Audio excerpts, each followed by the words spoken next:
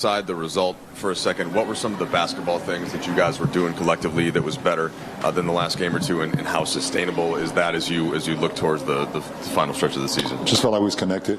I felt like we was connected from the very first jump ball, and obviously the result is a lot different than we would like, but I felt like that was as collective we've been, or connected as we've been in quite a while. So it was good to have a good feeling out there. Is there something you could put together or put your finger on as to why that connectivity was there? I think the trade deadline is over. So a lot of people got an opportunity just to move on. No, this is what we have. This is where we're going to be together, and now we make a push.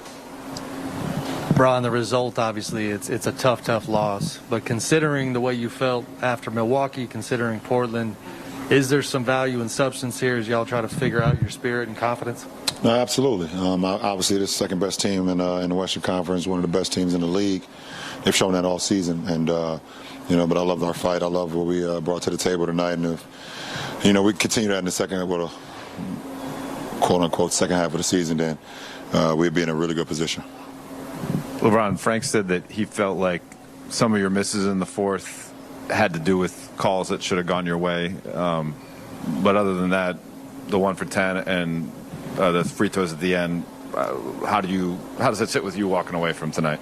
Well, obviously I hate not being efficient, especially from the floor. So, I didn't make enough plays down the stretch to help our ball club win. I was 2 for 15 in the second half, which is not like me, but like some of the looks I had, I definitely got hit on a few of my shots, but they did a good job, and I didn't do such a good job of making enough plays to help us win. But it happens. LeBron, these moments are always a little more sour in a loss, but you passed Kareem Abdul-jabbar tonight for the most combined points ever scored in this league between the regular season and the playoffs. The most. Like, what does that mean to you to be at the top of that list? Well, it's hard for me to speak on it now because I hate doing anything when it comes in a loss. And we had an opportunity to win a big game tonight. But like I said, throughout my career, anytime I've been linked with some of the greats, I've always just been in awe. Been appreciative of the opportunity to play this game at the highest level. I love the game of basketball. I love being a part of the NBA and being able to inspire, so many different sets of generations. And along that way, when you're able to accomplish things individually, then at some point, I guess, have an opportunity to kind of sit back and think about it. And I don't know and how you feel about it. So I don't really have much of because the loss is still so fresh in my mind. That's the only thing that's kind of like running through my mind. But my teammates came up to me.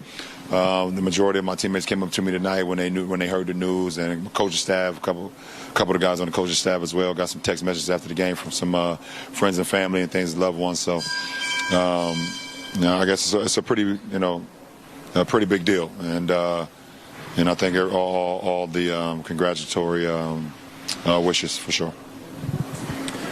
LeBron, what did you see from Taylor and Austin tonight, especially in the second half and some of the plays they made on offense? They were great. They were great on both sides of the floor.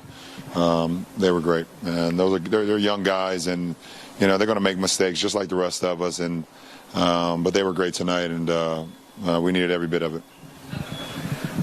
LeBron, going back to setting a record, looking forward when you go to Cleveland and you're around the top 75 guys, are you anything you're looking most forward to and being in part of that crowd?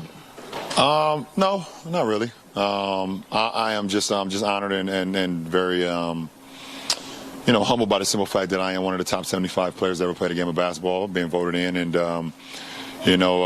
and the fact that it's happening 35 miles north of my hometown makes it even more special. I grew up 35 minutes, 40 minutes drive ride from Cleveland, in Akron, obviously. For me to be standing up there with, the 75 greatest, and obviously we have some of our 75 has passed away and things of that nature, but they would still get recognized because of what they were able to accomplish while they played the game of basketball and set so many standards they set. But just to be up there with the greatest of all time is just it's an honor, to do that and just be my family and my friends will be there, and it's pretty cool. It's pretty cool. The last two on Zoom to be Kyle Goon and then Brad Turner. Hey, LeBron, just going back to you talking about being connected as much as you were for the first time in a while. After the trade deadline, did you guys have to kind of come together? Was there a moment either that Thursday after the deadline passed or in practice the next day that you guys talked to each other about everything? No, we don't. We're all grown men. You don't need to come together and talk about it. You just, I mean, it affects people in different ways, the deadline, and it's human nature. You're hearing your name, you're hearing your name talked about throughout trades and things of that nature. So it's human nature to think about it and either worry about it or just have it grasp your mind from time to time. So there's no need to talk about it. We had a great practice yesterday, and it resulted in the way we played today. Last question, Brad Turner. LeBron, what impresses the most about the way Austin carried himself in that fourth quarter? Nothing has impressed me anymore on Austin. I mean, he's been doing it all year when he's had the opportunity. Kid has hit a game winner this year. He's made big plays over and over offensively and defensively. So nothing has surprised me. I mean, obviously, like I said, he's a young kid, so he's going to make mistakes. But, I mean, the way he plays, as hard as he plays, you can live with that. So I'm not surprised by anything that he does on the floor anymore. Appreciate it. Most consecutive games with 25-plus points all-time for the Lakers. Elgin Baylor has a streak of 24 and 23. LeBron still going, 22 and counting. Behind that, Kobe Bryant did it twice, 19 times each. Because trade deadline is gone. Yeah. Maybe a little relief. And by the way, James, I mean, 17 points, 5 of 9, 3 of 5 from 3, 7 rebounds, 3 assists. Had a nice game. He was a big part of the bench, and I think he will be going forward. Younger players sometimes have a tendency to get rattled. I know I did in my early 20s when they started talking about trades. There's a couple of days or a few games you just can't control it, but we know he has talent, and I think he's starting to take what they're giving him. He's shooting a little jumper when it comes to him, and that's what I like about him. Shooting the three, he's not hesitating. He's not trying to force the issue, getting in the cup, trying to force layups. So I like that about what's going on with him. When you think about THT in the season in terms of expectations and what was placed on him at the start of the year to then dealing with all the trade rumors and things going around the deadline for him, you look at the 10 games prior to that Portland game, he didn't score in double figures, double digits. Yeah. And these back-to-back games have been good for THT. I can't get my phone to turn off. It's really weird. I mean, kudos to THT. I was really trying to get through that. Oh, you're trying to get through that? Yeah. I was just trying to listen to see what that guy was saying. Yeah.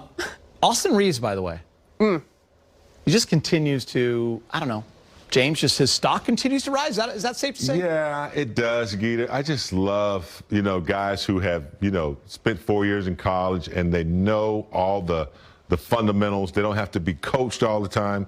He is just a joy to watch, taking charges, the vertical rule, at the right place at the right time. Ali made a great point. AD was in trouble with a loose ball, and he was the only one that made the cut. He's just a smart player, and I think he's going to be a big, major asset coming off the bench. Let's go back to San Francisco. LeBron is speaking.